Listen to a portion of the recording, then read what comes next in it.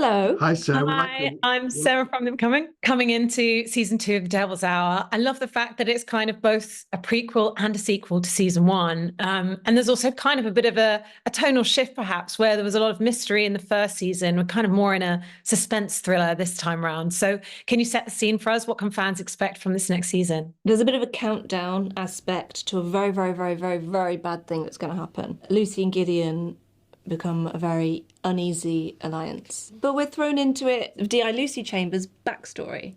And you kind of feel like you're on familiar, safe ground with a good old detective drama.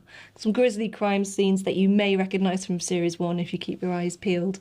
And then quite quickly the rug gets pulled from you and you're back in weird zone of Devil's Hour. Yeah. So we're going to be in like 2 parallel loops.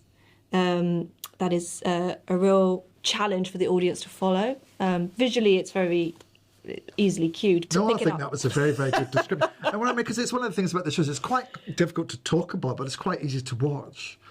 It's one of those things that suddenly you get it as it unfolds. Yeah. But to actually sit and describe it is quite tough. Yeah. But we've been doing it all day, and as you can see, we haven't got any better. But worse. And, for you, Jessica, playing, these 2 versions of Lucy, what was that like? And how did you sort of get that straight in your head? Did you almost get confused yourself? Okay, where am I now with this character? Where am I in the different time loops? How did you kind of make that differentiation between the 2 versions of Lucy? Yeah, that confusion definitely happened a lot, but it didn't just happen to me. It happened to every HOD in every department. At some points, someone nearly had a nervous breakdown. So...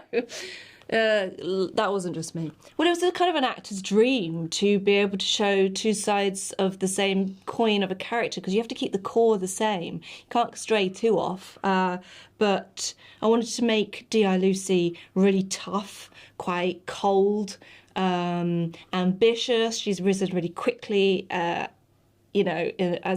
become a detective inspector. That was just so fun to play 2 Lucys. And we call her social worker Lucy. Well, she's not really anymore, but the original Lucy now holds all the knowledge that Gideon does, is caught between a rock and a hard place, doesn't know, quite how to handle it. She still has Isaac. She's got to negotiate a lot. And they have to work together. So we were really pitted against each other. I barely saw Peter in season 1 because he was sort of hunting her. And then we were, 2 weeks in a cell doing an interview.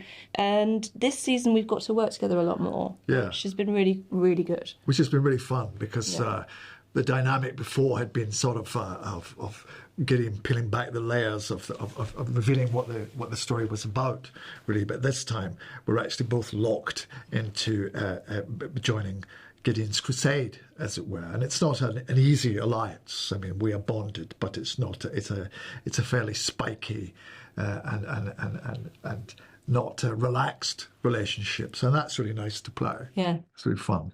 And as Gideon says, there's no beginning, there's no end. But I guess in the context of the show itself, was it quite amazing to know that you were going to be able to tell the whole story? That already when you were shooting season 2, that you were going to be able to do season 3.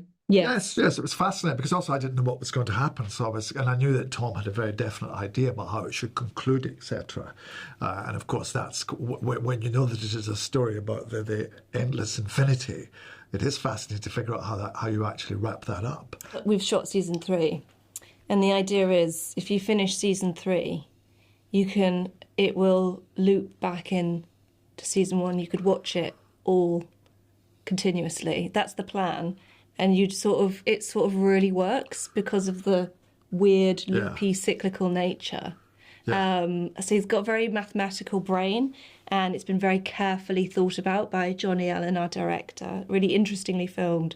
But you will be able to go round and round and round, and it will all make sense. There are repeated lines peppered through. There are visual cues where there's a cracked phrenology head in season 1, and teenage Lucy has chucked the phrenology head on the ground in season 2, and you're like, oh, I see why season 1 Lucy kind of deja vu'd a cracked phrenology head. It's just full of all of these Easter eggs. Yes, and you can make your own new seasons, saving Amazon a great deal of money, simply by going back, starting 5 minutes later on season 1, and it becomes season 4. And season 2 becomes season 5. You start 10 minutes later. Thank you so much for sharing all that with me. And I can't wait for everyone else to see season 2. And of course, can't wait for season 3 too as well. So thanks a lot.